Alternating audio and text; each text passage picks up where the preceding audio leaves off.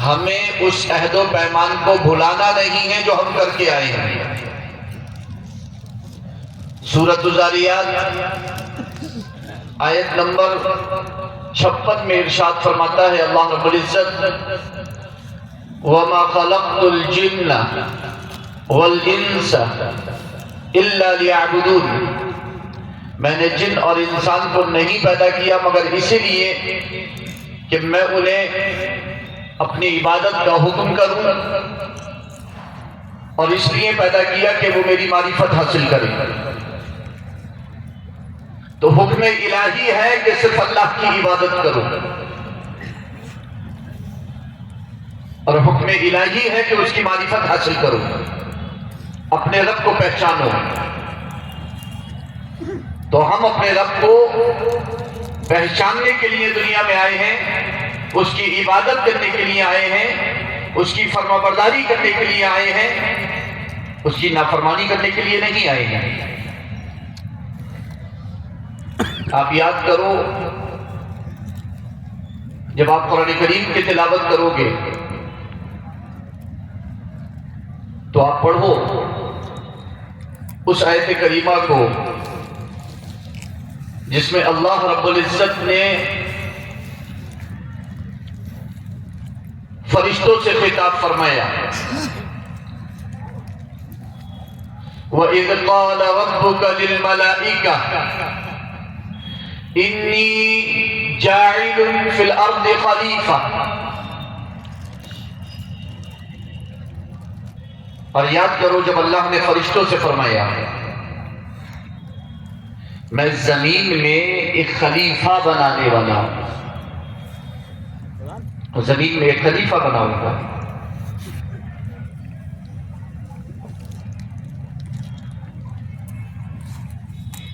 فرشتوں سے خطاب ہے، مشورے کے انداز میں ہے۔ اللہ تعالیٰ مشورے سے پاک ہے،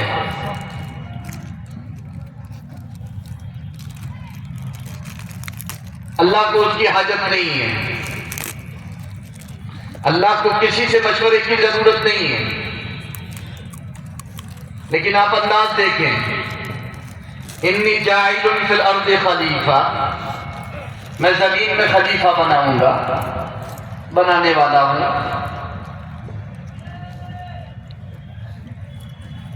تو فرشتوں نے کہا اتجعل فیہا من یفسد فیہا ویسفک الدماء، اے پروردگار کیا تو ایسے کو خلیفہ بنائے گا جو زمین میں فساد کرے گا، خون خرابہ کرے گا؟ یہ اعتراض نہیں تھا فرشتوں کی جانب سے، بلکہ یہ اس کی حکمت کو طلب کرنا تھا کہ اے پروردگار کیا حکمت ہے؟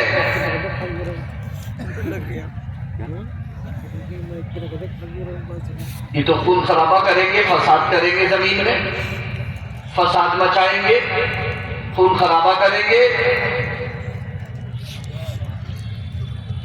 یا تو انہوں نے اللہ کے بتائے سے یہ جان لیا تھا، لوح محفوظ سے یا تو جان لیا تھا، یا پھر جنات پر قیاس کر لیا تھا ایک روایت کے مطابق، کیونکہ جنات نے زمین میں فساد کیا تھا،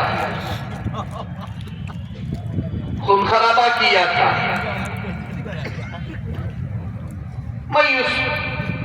من یفسد فیہا ویسفک الدماء، جو زمین میں فساد مچائے گا، خون خرابہ کرے گا۔ وَنَحْنُ نُسَبِّحُ بِحَمْدِكَ وَنُقَدِّسُ لَكَ، اور ہم تو تیری حمد کرتے ہوئے تیری تسبیح کرتے ہیں، تیری پاکی بیان کرتے ہیں۔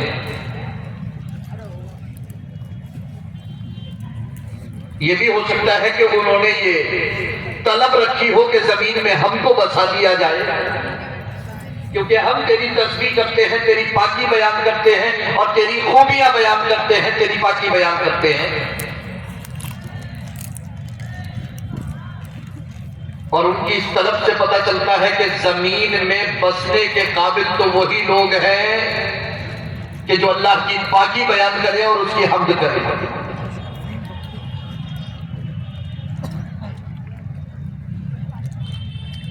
ساکن اور عامل زمین میں بسیں اور زمین کی تعمیر کریں. تعمیر سے کام لے، تخریب سے نہیں. فساد، قتل و غارت گری، خون خرابے سے کسی ملک کی کبھی تعمیر نہیں ہوئی ہے.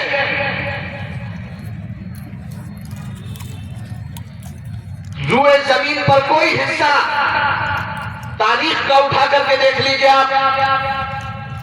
جس جگہ بھی زمین میں فساد ہوا ہے، قتل و غارت گری ہوئی ہے، وہاں تعمیر نہیں، تخریب ہوئی ہے. وہاں خراب کیا گیا ہے، زمین کو برباد کیا گیا ہے، تہس نہس کیا گیا ہے. تعمیر اللہ کی تسبیح سے ہوتی ہے. تعمیر اللہ کی حمد سے ہوتی ہے. اس کی پاکی کا اظہار کرنے سے ہوتی ہے. اس کو وحدہ لا شریک لہ ماننے سے ہوتی ہے. اس کی الوہیت، اس کی ربوبیت کا اقرار کرنے سے تعمیر ہوتی ہے. اس کو واحد و یکتا ماننے سے تعمیر ہوتی ہے. اللہ وحدہ لا شریک لہ، جب آپ اس کی پاکی کا اظہار کریں گے، اس کی حمد کریں گے تو تعمیر ہوگی. اور جو بھی عیب لگائے گا، اس کی خوبی بیان نہیں کرے گا، وہ تقریر تو کر سکتا ہے، تعمیر نہیں کر سکتا. وہ فساد میں لگ جائے گا، وہ قتل و غارت گری میں لگ جائے گا، وہ زمین کو تہس نہس کرنے میں لگ جائے گا. فرشتے کہہ رہے ہیں اَتَجْعَلُ فِيهَا مَن يُفْسِدُ فِيهَا وَيَسْفِكُ الدِّمَاءَ. اے پروردگار، تو ایسے کو خلیفہ بنائے گا کہ جو زمین میں فساد مچائے گا، قتل و غارت گری کرے گا، خون خرابہ کرے گا. جبکہ ہم تیری تسبیح کرتے ہیں، تیری پاکی بیان کرتے ہیں، تیری حمد کرتے ہیں. قال انی اعلم ما لا تعلمون. اللہ نے فرمایا اے فرشتوں، میں وہ جانتا ہوں جو تم نہیں جانتے. تم میری حکمت کو نہیں جانتے. انی اعلم ما لا تعلمون، تم نہیں جانتے جو میں جانتا ہوں. میں اس روئے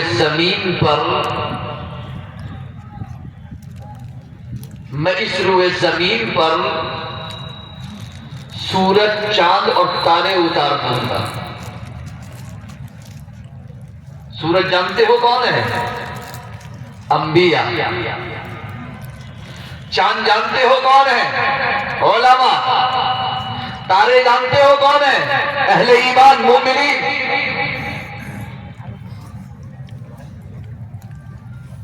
یہ سورج، چاند، تارے زمین پر رہیں گے. میں اپنا خلیفہ بناؤں گا اور ایسوں کو بناؤں گا جو میری پاکی کا اظہار کریں گے اور میری خوبیاں بیان کریں گے، میری حمد کریں گے،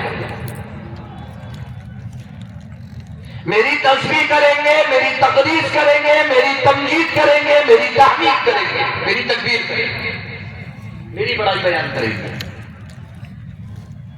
اور اس روئے زمین پر اگر سب سے زیادہ کسی نے اللہ کی پاکی بیان کی ہے اور اللہ کی حمد کی ہے تو وہ جماعت انبیاء ہے. اور اس جماعت کے سردار ہے امام الانبیاء جناب محمد رسول اللہ صلی اللہ علیہ وسلم. سبحان اللہ. اور جیسی حمد حضور کی اللہ کے رسول محمد الرسول اللہ صلی اللہ علیہ وسلم نے کی، ایسی نہ کسی نے کی نہ کوئی کرے گا۔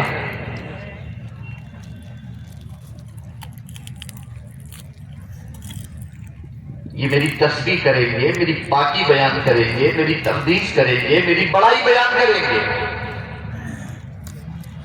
میں جانتا ہوں جو تم نہیں جانتے۔ یہ سبحان اللہ، الحمدللہ، لا الہ الا اللہ، اللہ اکبر کی صدائیں بلند کریں گے، اور فساد تو وہی کریں گے جو میری پاکی بیان نہیں کریں گے، جو میری بڑائی بیان نہیں کریں گے۔ خود بتاؤ، اگر سب اللہ کی پاکی بیان کرنا شروع کر دیں، اللہ کی بڑائی شروع کر دیں اور اللہ کی حمد شروع کر دیں، تو پھر فساد بچے گا ہی کب؟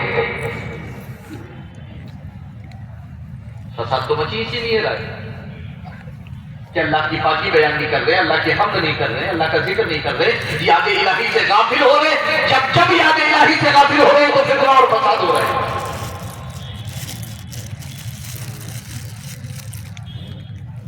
یہ میری تسبیح کریں گے، میری پاکی بیان کریں گے، میری بڑائی بیان کریں گے، اور پھر اے فرشتوں، ایک چھپے ہوئے کو بھی تو ظاہر کرنا ہے، ایک چھپے ہوئے کو بھی تو ظاہر کرنا ہے۔ میں خلیفہ بناؤں گا، آدم بھی مراد ہیں، بنی آدم بھی مراد ہیں، انبیاء، مرسلین، صدیقین، شہداء، صالحین مراد ہیں، کہ میں انہیں خلیفہ بناؤں گا، ایک کے بعد ایک آتے رہیں گے، میری پاکی اور میری بڑائی بیان کرتے رہیں گے، میری حمد کرتے رہیں گے، قرن بعد قرن، جیلا بعد جیل، آتے رہیں گے، میری پاکی بیان کرتے رہیں گے، میری بڑائی بیان کرتے رہیں گے۔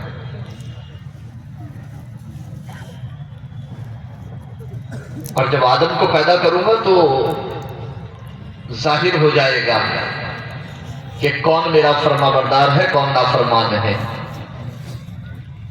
ابلیس وہیں سے نکل کے آیا با، جو میں جانتا ہوں تم نہیں جانتے۔ ایک یہاں بھی ہے چھپا ہوا، مجھے اسے ظاہر کرنا ہے۔ ایک یہاں بھی چھپا ہوا ہے، مجھے اسے ظاہر کرنا ہے۔ جب میں خلیفہ بناؤں گا وہ ظاہر ہو جائے گا۔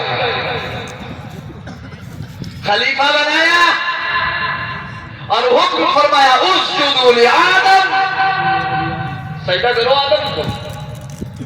آدم کو پیدا فرمایا اور فرمایا سجدہ کرو آدم کو۔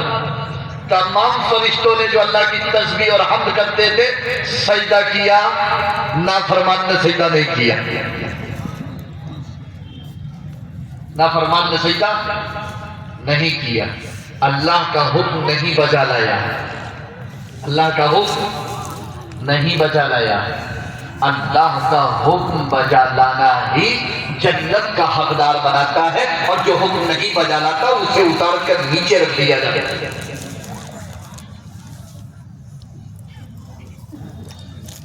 انی اعلم ما لا تعلمون، میں جانتا ہوں جو تم نہیں جانتے۔ یہ میری پاکی، یہ میری بڑائی بیان کرے گی۔ انبیاء تو اتنے افضل اعلیٰ کہ کوئی غیر نبی ان کے مرتبے کو نہیں رکھ سکتا، لیکن صالحین کو آپ دیکھیں، وہ فرشتے جو یہ کہہ رہے تھے کہ ہم تیری پاکی بیان کرتے ہیں، تیری حمد کرتے ہوئے اور تیری تقدیس کرتے ہیں، اور تو ایسے کو خلیفہ بنا رہا ہے جو خون خرابہ کرے گا اور قتل و غارت گری کرے گا۔ ڈیوٹی لگائی گئی ہے فرشتوں کی۔ بخاری شریف کی حدیث اور سیاہ ستہ کی حدیث اٹھا کر دیکھیے آپ۔ کچھ فرشتوں کی ڈیوٹی صبح فجر سے لے کر عصر تک لگتی ہے، کچھ فرشتوں کی ڈیوٹی عصر سے لے کر فجر تک لگتی ہے۔ فجر کی ڈیوٹی والے عصر والوں کے ساتھ نماز عصر میں جمع ہو جاتے ہیں، اور جو نماز عصر میں زمین پر آتے ہیں وہ فجر والوں کے ساتھ نماز فجر میں جمع ہو جاتے ہیں، اور جب رب کی بارگاہ میں پہنچتے ہیں نا، جب رب کی بارگاہ میں پہنچتے ہیں، فجر والے عصر کی نماز کے بعد جب رب کی بارگاہ میں پہنچتے ہیں، عصر والے فجر کی نماز کے بعد جب رب کی بارگاہ میں پہنچتے ہیں، تو پروردگار عالم ان سے پوچھتا ہے من این جئتم، کہاں سے آ رہے ہو، کہاں سے آ رہے ہو؟ کہتے ہیں تیرے بندوں کے پاس سے، تیرے بندوں کے پاس سے، میرے بندوں کے پاس سے، تیرے بندوں کے پاس سے۔ جب ان کے پاس گئے تھے تب بھی نماز میں تھے، جب آئے تب بھی وہ نماز میں تھے۔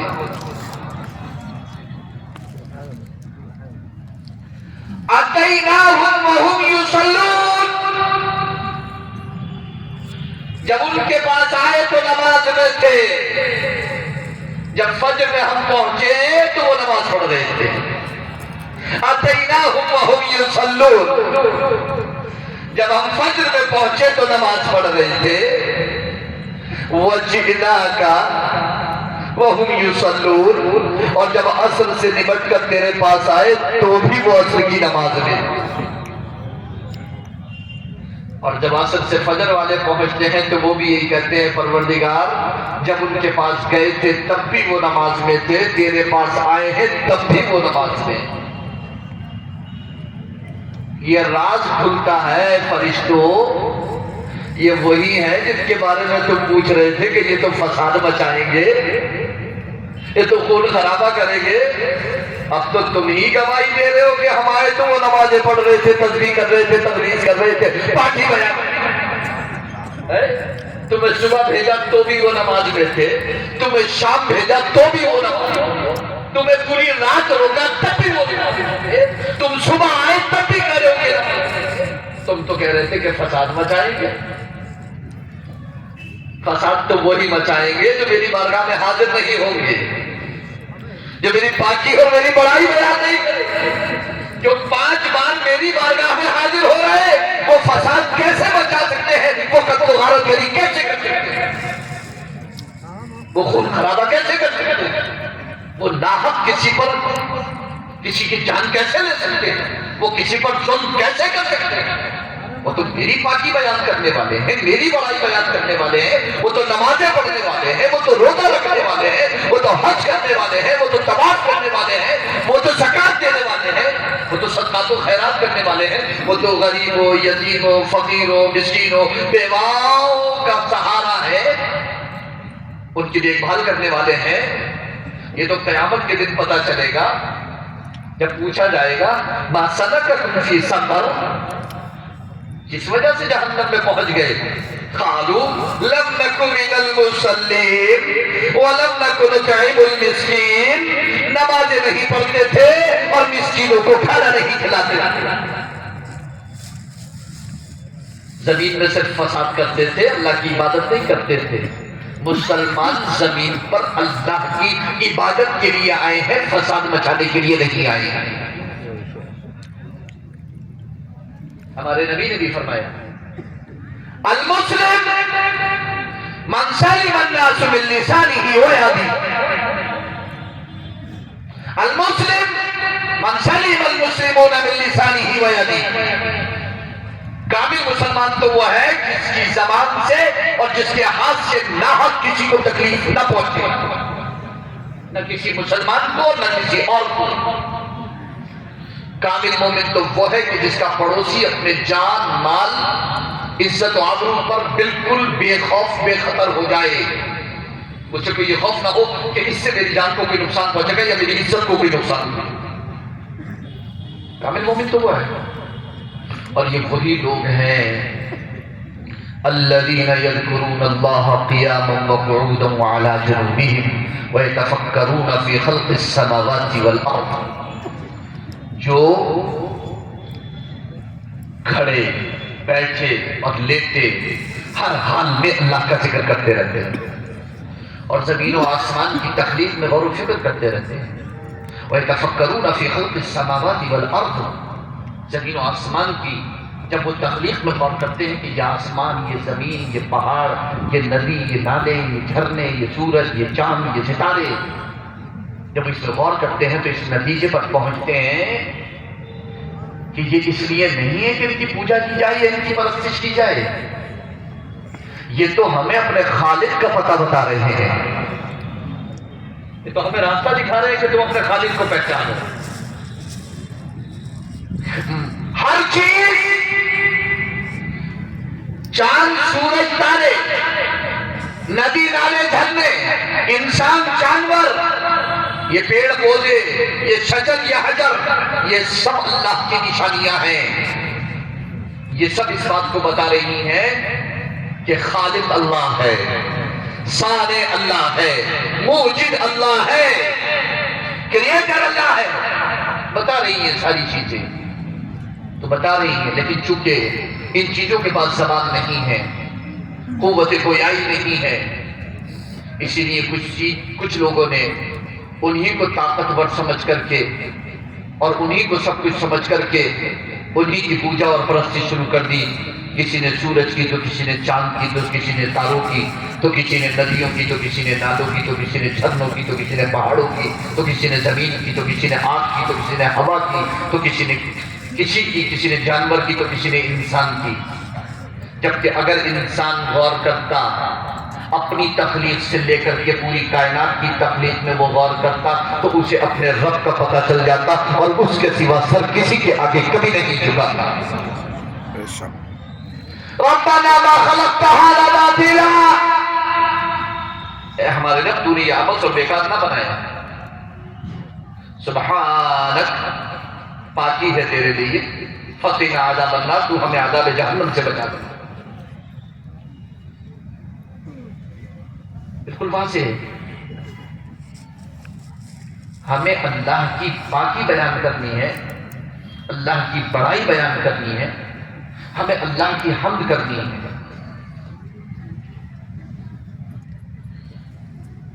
اور ظاہر سی بات ہے، اللہ جانتا ہے کہ یہ میری نشانیاں ضرور ہیں، مگر یہ انہی کی پوجا اور پرستش میں لگ جائیں گے لوگ، کیونکہ یہ جا رہا ہے نا نافرمان، اس کو میں نے ظاہر کیا ہے نا، یہ اس وقت میں داخل تھا نا، تسبیح کے دعوے داروں میں یہ شامل تھا نا، یہ جا رہا ہے، یہ بہکائے گا، اس نے قسم کھائی ہے، قسم کھائی ہے اس نے۔ سورۃ الحجر آیت نمبر 39، 40، 41، اب سورۃ الحجر کو اٹھا کر کے دیکھیے کیا کہتا ہے۔ اللہ نے بیان فرمایا، قال رب بما اغویتنی، ابلیس نے کیا کہا، اے میرے رب،